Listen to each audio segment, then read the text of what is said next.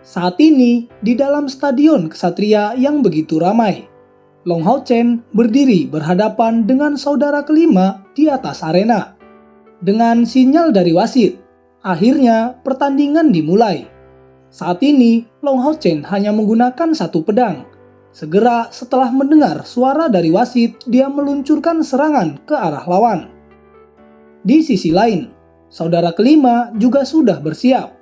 Di tangannya ada sepasang kapak besar. Menghadapi serangan Long Hao Chen, dia sama-sama maju untuk menyambutnya. Melihat bahwa mereka berdua akan bertabrakan, saudara kelima mengayunkan kapak di tangan kiri, meluncurkan potongan pada Long Hao Chen. Kapak dan pedang bertabrakan dengan suara yang keras. Tanpa diduga, kapak dari saudara kelima terpental. Kemudian, Long Hao Chen meluncurkan tusukan seperti kilat dengan pedang roh suci di tangan kanannya, mengubah satu gerakan menjadi beberapa pukulan pedang. Namun saudara kelima tidak diam saja, dengan cepat melakukan pertahanan dengan kedua kapak di tangannya. Tetapi serangan Long Hao Chen itu terlalu cepat. Dia tidak sepenuhnya menahan serangan dari Long Hao Chen. Ada beberapa serangan yang mengenai baju besinya. Itu tampak kuat, tetapi tidak dapat menembus armor besi tersebut. Dengan serangan ini, itu membuat saudara kelima mundur beberapa langkah. Pandangannya pada Long Hao Chen telah meningkat. Sekarang, dia tidak berani lagi untuk meremehkan Long Hao Chen. Setelah memikirkan kekuatan Long Hao Chen, segera energi spiritual hijau mengalir keluar dari tubuhnya, dan sepasang kapak pecah dengan cahaya terang. Fluktuasi yang kuat dari energi spiritual tampaknya disertai dengan tornado.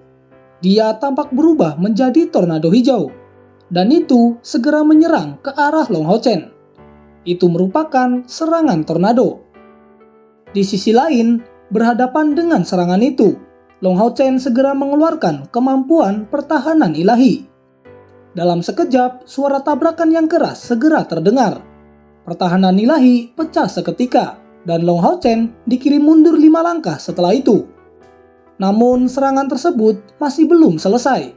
Saat ini itu masih menuju ke arahnya. Setelah tubuhnya kembali seimbang, Long Hao Chen menyilangkan kedua tangannya dan pedang teratai cahaya biru muncul bersilangan dengan pedang lainnya. Melihat serangan lawan yang sudah mendekat, saat ini Long Hao Chen tidak berpikir untuk bertahan lagi. Dia mengangkat pedang teratai cahaya biru dan ribuan serangan diluncurkan dari pedang, menyerang musuh yang ada di tengah cahaya hijau. Sejauh mata memandang, pancaran serangan cahaya bertemu dengan cahaya hijau, seperti hujan yang dengan panik menghantam tornado.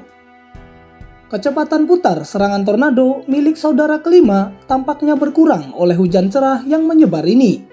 Dipotong dengan paksa seperti ini, saudara kelima tersandung dan hampir jatuh.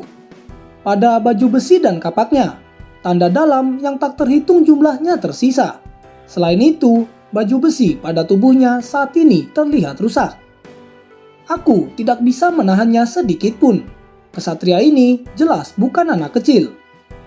Teriakan ini keluar dari saudara kelima. Pada saat ini, cahaya putih terang bersinar di sebelah kiri, dan sosok boneka metalik muncul seketika. Dari bentuk boneka ini menyerupai seorang manusia dengan 2 pedang di masing-masing tangan. Perlu diketahui, kekuatan boneka ini bisa menandingi seorang pejuang di puncak langkah kelima. Aku tidak bisa kalah, tidak peduli apapun yang terjadi. Setelah berteriak dengan keras, saudara kelima melompat ke depan dengan sangat cepat. Dia tiba di depan Long Hao Chen. Sedangkan boneka logam mengikuti di sampingnya dengan meluncurkan sepasang serangan ke arah depan.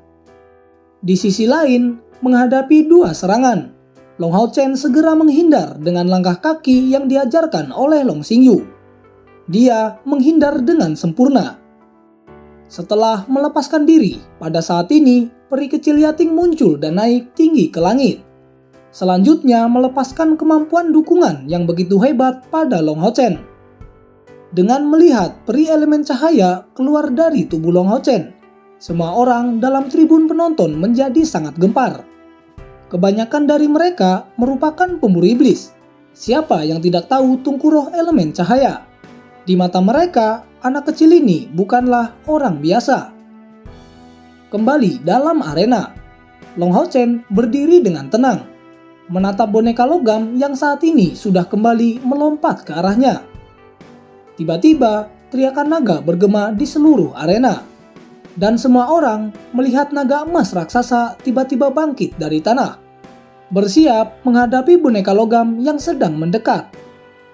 Kali ini, Long Hao Chen memilih untuk bertemu langsung dengan lawan. Dan dalam sekejap, serangan naga diluncurkan. Api suci yang mengelilingi tubuhnya berubah menjadi api matahari dengan bantuan mantra dari Yating. Ditambah dengan menarik kekuatan dari liontin abadi serta dari Tungku Roh miliknya. Saat itu, suara yang mengerikan keluar dari langit, menerangi seluruh stadion kesatria dalam cahayanya yang terang. Itu seperti matahari yang muncul dari langit. Sosok besar boneka logam itu meleleh di bawah teriakan naga ini. Dan setelah diselimuti oleh cahaya suci, boneka logam benar-benar menghilang. Melihat boneka logam yang menghilang sepenuhnya, saudara kelima tidak tinggal diam. Kembali melesat dengan sangat cepat dan di punggungnya bersinar dengan kilau hijau. Dia tahu bahwa ini adalah kesempatan terakhirnya. Namun, banyak hal yang tidak berjalan sesuai dengan keinginan. Di depannya, Long Hao Chen yang sudah mempersiapkan sebelumnya segera mengajunkan ke depan pedang teratai cahaya biru. Dia mengeluarkan serangan Asura. Dan dalam sekejap, ledakan keras bergema. Ledakan kali ini sangat besar. Bahkan dengan tingkat kultivasinya, saudara kelima sama sekali tidak mampu bersaing.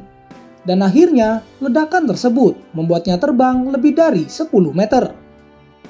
Long Hao Chen saat ini tidak terus menyerang. Dia hanya melihat saudara kelima yang merangkak di tanah dengan perlahan. Penampilan saudara kelima saat ini benar-benar menyedihkan. Armornya sudah rusak dan hancur.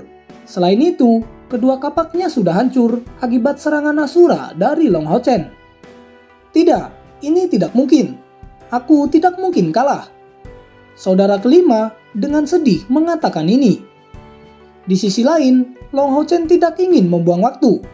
Dia segera bergegas ke arahnya, langsung mengarahkan pedang tepat di leher saudara kelima. Seluruh stadion saat ini menjadi sangat hening. Dari awal hingga akhir, pertempuran ini tidak berlangsung lama. Dengan keseluruhan prosesnya cukup sederhana. Menekan lawannya sepenuhnya, Long Hao Chen berhasil meraih kemenangan sepihak. Dia bahkan tidak memberikan kesempatan kepada lawannya sama sekali. Sebagai pemburu iblis pemula, Long Hao Chen berhasil mengalahkan pemburu iblis lain dari generasi sebelumnya. Itu benar-benar mengabaikan jarak 5 tahun penuh. Pertandingan berakhir, dan Long Hao Chen keluar sebagai pemenang. Jika dihitung dengan poin kontribusi dari taruhan yang dibuka oleh Lin Xin, mereka saat ini mendapatkan hasil 300.000 poin kontribusi. Long Hao Chen melambaikan tangannya, mengambil cair dan memimpin semua orang untuk kembali ke rumah mereka. Setelah memenangkan begitu banyak poin kontribusi, ini jelas bukan saat yang tepat bagi mereka untuk pergi ke dalam pusat transaksi. Setelah kelompok Long Hao Chen kembali ke rumah, Long Hao Chen segera mendiskusikan dengan anggota lainnya. Saat ini, dia berpikir untuk tetap berada di rumah dan melakukan latihan mandiri untuk menerobos langkah ke-6 dalam waktu 6 bulan. Mendengar Long Hao Chen mengatakan itu, yang lain tampak ragu-ragu. Tetapi Long Hao Chen segera menjelaskan keadaannya. Itu merupakan menara kematian. Long Hao Chen sudah memikirkan ini sejak dia kembali dari gua berdesis. Dan sekarang dia mengungkapkan kepada semua rekannya. Pengetahuan semua anggotanya sangat luas. Dengan hanya mendengar kata pengendali arwah, semua orang menjadi menatap kosong.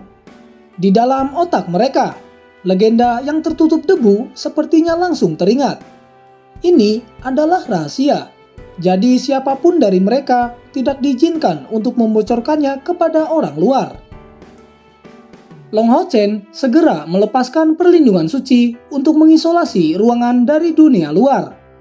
Di dalam area yang aman ini, dia memberitahu mereka tentang detail sebenarnya tentang pengalamannya di dalam menara kematian. Karena dia sudah membuat keputusan ini, dia tidak ingin menyembunyikan apapun dari mereka. Seluruh proses ini tidak memakan waktu yang lama. Dalam waktu kurang dari setengah jam, Long Hao Chen memberitahu mereka semua yang benar-benar terjadi di dalam gua berdesis. Apa yang ditakutkan semua orang adalah Long Hao Chen akan menerima warisan tersebut. Tetapi Long Hao Chen juga tidak ingin menerima warisan. Saat ini, dia hanya ingin semua orang dapat berlatih di sana bersama dengan Long Hao Chen. Semua orang sekarang akhirnya setuju. Tetapi sebelum memasuki menara kematian, semua orang harus meningkatkan kekuatan mereka terlebih dahulu. Sebagai kapten, Long Hao Chen menyarankan untuk membeli 7 pil roh suci untuk masing-masing orang. Pil roh suci ini sendiri dapat meningkatkan 1000 unit energi spiritual dalam waktu 7 hari. Dan setelah membelinya dari pusat transaksi, semua orang memulai latihan tertutup mereka. Long Hao Chen juga berlatih dalam pengasingan. Tetapi dia tidak meminum pil roh suci ini. Itu karena alasan sederhana, bahwa energi spiritualnya telah mencapai puncak langkah kelima dalam waktu yang singkat ini. Dan juga dia mulai bertujuan untuk melewati hambatan pada langkah ke-6. Pil roh suci ini harus menunggunya melewati agar bisa digunakan. Dengan bantuan efek dari liontin abadi yang dapat memurnikan esensi cahaya dan juga menambahkan bantuan dari peri kecil yating, dia yakin bahwa kecepatan kultivasinya saat ini setidaknya 5 kali lebih cepat daripada seorang kesatria biasa. Dan sekarang dia berjuang melawan hambatan pada langkah ke-6. Dalam sekejap mata, 3 bulan kini telah berlalu. Dan semua orang kembali dari pelatihan tertutup mereka. Saat ini, energi spiritual mereka mencapai tingkat yang benar-benar baru. Namun, selama 3 bulan tersebut, Long Hao Chen tidak berhasil menerobos langkah ke-6. Dan dia masih mengalami hambatan antara langkah ke-5 dan juga ke-6. Setelah mendiskusikannya dengan semua anggota, Long Hao Chen melanjutkan menuju menara misi untuk menerima misi wajib perang. Misi ini memberikan 3 hari kepada mereka untuk beristirahat dan juga mengatur persiapan. Selanjutnya, Long Hao Chen memutuskan untuk membeli peralatan terbaik bagi semua orang. Pasukan pemburu iblis mereka jelas bukan satu-satunya yang membutuhkan peralatan. Dan pasukan lain pasti akan melakukan hal yang sama untuk meningkatkan kekuatan mereka. Selangkah lebih maju akan memberi mereka pilihan yang lebih besar. 3 hari berlalu dalam sekejap mata. Dan pada esok harinya, 42 pasukan pemburu iblis diberangkatkan dari kota suci menuju kota selatan. Itu terletak di dalam wilayah kuil pendeta. Kelompok Long Hao Chen duduk di dalam kereta kuda. Perintah yang mereka terima sejauh ini sangat sederhana. Mereka hanya diperintahkan untuk berangkat menuju kota selatan di bawah arahan para pemimpin. Rincian dari misi perang akan ditugaskan setelah tiba di kota selatan. Karena kota suci berada di tengah-tengah aliansi kuil, jarak perjalanan ini tidak terlalu jauh. Maju dengan cepat, bahkan tidak membutuhkan 1 hari untuk bala bantuan tiba pada jarak 50 km dari kota selatan. Namun, tiba di sana, suasana di antara seluruh bala bantuan segera berubah menjadi serius. Karena bahkan pada jarak 50 km, mereka sudah bisa melihat asap di kejauhan mulai mengepul. Itu datang dari arah kota selatan. Kesatria Suci Han Qian segera bereaksi dengan mengirim perintah untuk menuju ke sana dengan kecepatan penuh. Kesatria Suci Han Qian segera bereaksi dengan mengirim perintah untuk menuju ke sana dengan kecepatan penuh. Sementara itu, resimen Kesatria Kuil serta 4 pasukan pemburu iblis kelas raja dan juga 3 pasukan pemburu iblis dari kelas yang tidak diketahui meninggalkan gerbong mereka dan berangkat dengan cepat menuju gerbang kota selatan. Dari gerbong, Long Hao Chen dapat melihat sekitar 20 sosok meninggalkan 7 gerbong dengan kecepatan kilat. Semuanya setidaknya di langkah ke-7.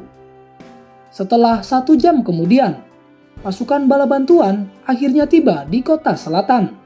Dan Long Hao Chen saat ini mengerti untuk keadaan darurat seperti apa yang aliansi telah kirim mereka semua. Di tengah asap yang tebal, aroma darah keluar dari segala arah. Dan tepat setelah turun dari kereta, Long Hao Chen langsung terkejut. Itu karena dia melihat ada 12 pilar cahaya tebal di langit. Sebenarnya ada 12 dari 72 dewa iblis yang hadir di medan perang ini. Dari dalam asap tebal yang naik dari kota selatan, suara pertempuran terus bergema. Pertempuran sepertinya sudah memasuki kota selatan ini, yang tampak tidak bisa bertahan lama. Untuk sementara bertindak sebagai komandan, Han Qian segera mengirimkan perintah untuk semua pasukan pemburu iblis untuk bergabung dalam pertempuran. Melihat bahwa pasukan pemburu iblis lain sudah masuk dalam kota, Long Hao Chen segera mengajak semua rekannya untuk pergi bersama. Long Hao Chen berada di depan, dengan Chai berada di punggungnya sekali lagi. Meskipun dia telah kehilangan 4 indera, sebagai putri suci samsara, dia tidak sepenuhnya kehilangan semua kemampuan bertarung, terutama setelah pertumbuhan tungku roh samsara.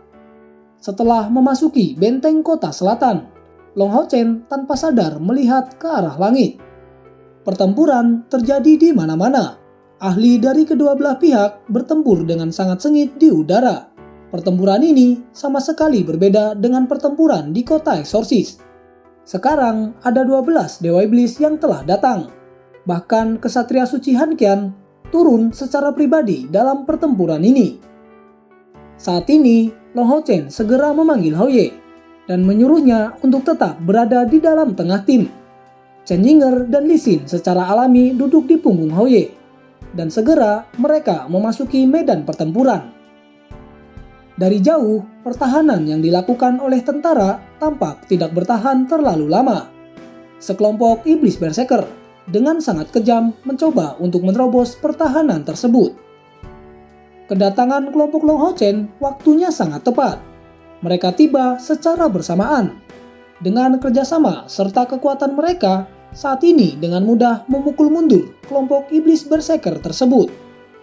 Namun, setelah waktu yang lama, pertempuran terus berlanjut dengan sangat kejam. Nyawa seseorang bahkan bisa digambarkan seperti bunga. Itu telah berjatuhan di mana-mana. Dalam kelompok Long Hao Chen, semua orang saat ini menggunakan peralatan tingkat mulia yang mereka beli sebelum mereka berangkat untuk menerima misi. Mereka benar-benar terlihat sangat mencolok bagi ras iblis saat ini. Benar saja, sosok merah dari kejauhan melesat ke arah mereka.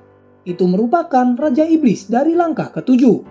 Sama seperti saat mereka melawan di luar gua berdesis, yang membuat Chai kehilangan 4 inderanya saat ini.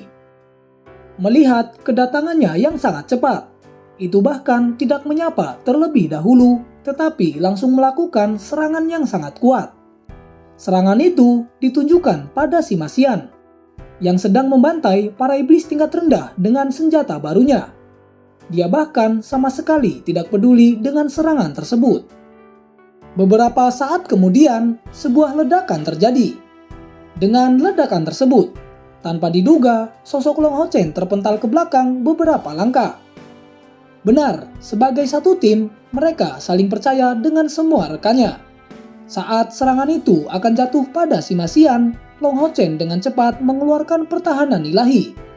Namun, serangan itu terlalu kuat, dan akhirnya dia terpental ke belakang setelah itu. Sampai di sini dulu episode kali ini. Tunggu episode selanjutnya. Bang Sin pamit undur diri dan sampai jumpa.